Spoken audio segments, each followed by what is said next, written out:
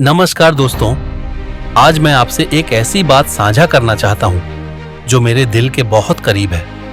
मैं उत्तराखंड का रहने वाला हूं और बचपन से इन पहाड़ों में जिया हूं। मैंने अपने गांवों को हंसते हुए देखा है और अब धीरे धीरे खाली होते हुए भी देख रहा हूं। आज मैं अपने अनुभव, अपने एहसास और अपने राज्य की सच्चाई को आपके साथ बांटना चाहता हूं। ये कहानी सिर्फ मेरी नहीं, हर उस व्यक्ति की है जिसका गांव अब खामोश हो चुका है। तो आइए सुनते हैं क्यों खाली हो रहे हैं उत्तराखंड के गांव।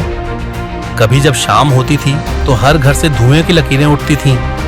गांव की गलियों में बच्चों की आवाजें गूंजती थीं, खेतों में महिलाएं लोकगीत गाती थीं और त्योहारों पर पूरा गांव एक परिवार बन जाता था। वो दिन जब गांव ही हमारी पहचान था, जहां मिट्टी की खुशबू में अपना घर बसता था। लेकिन वक्त बदला और जरूरतें भी। सड़कें नहीं बनी, स्कूलों में टीचर नहीं पहुंचे, अस्पतालों में इलाज मुश्किल था।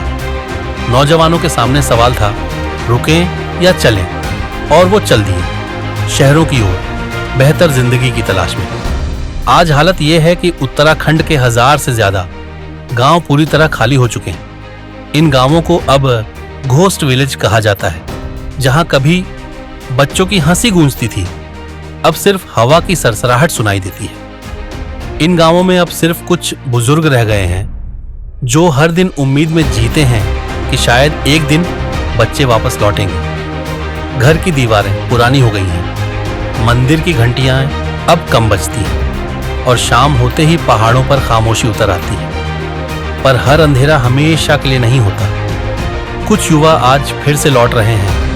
वो अपने गांव में खेती कर रहे हैं, होम स्टे खोल रहे हैं, लोक संगीत को सोशल मीडिया पर जीवित कर रहे हैं। इनके कदम ये साबित करते हैं कि गांव मरा नहीं है, बस उसे फिर से सांस देने की जरूरत है। उत्तराखंड सिर्फ पहाड़ नहीं, ये हमारी आत्मा है, हमारी जड़ें हैं। अगर हम सब मिलकर अपने गांव की ओर एक कदम बढ़ाएं, तो शायद ये खामोश घर फिर से जीवित हो जाए। क्योंकि जो मिट्टी हमें जन्म देती है, उससे मुंह मोड़ना कभी समाधान नहीं हो सकता। आखिर लोगों ने क्यों खाली किया गांव?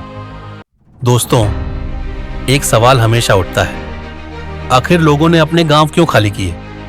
सच कहूं तो उस समय हमारे पास साधन नहीं थे। ना सड़कें थीं, ना अस्पताल, ना रोजगार और न ही ऐसी शिक्षा जो भविष्य को सुरक्षित कर सके। उस समय गांव में रहकर घर चलाना बहुत मुश्किल था।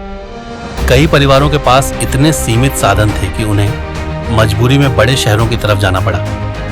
और यह भी सच है कि उस समय हमारे पास उतनी समझ भी नहीं थी कि हम कैसे अपने गांव में रहकर कुछ नया बना सकते थे।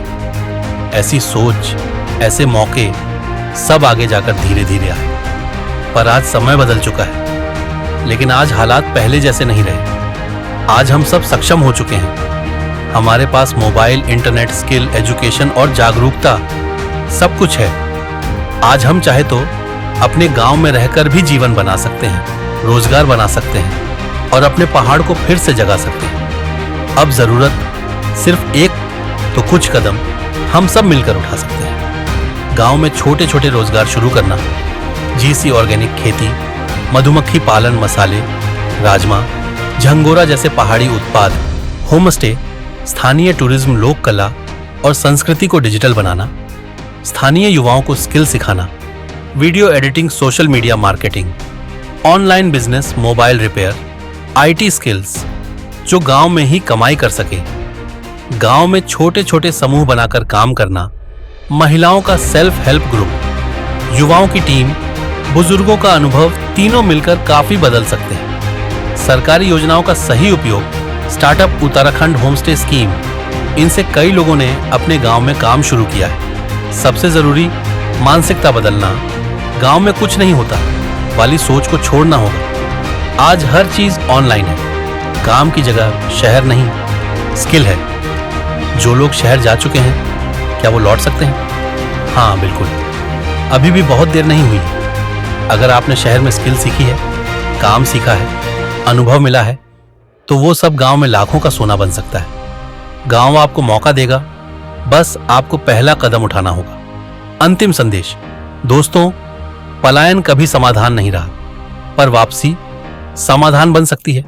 आज हम सक्षम हैं, जागरूक हैं और अपने गांव, अपनी जड़ों, अपनी मिट्टी के लिए कुछ भी कर सकते हैं। अगर हम सब मिलकर कोशिश करें तो उत्तराखंड के गांव फिर से हंसेंगे।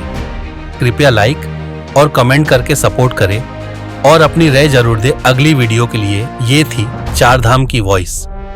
अगर आप भी इस कहानी से जुड़ाव महसूस करते हैं तो वीडियो को शेयर करें और अपने गांव की कहानी कमेंट में जरूर लिखें।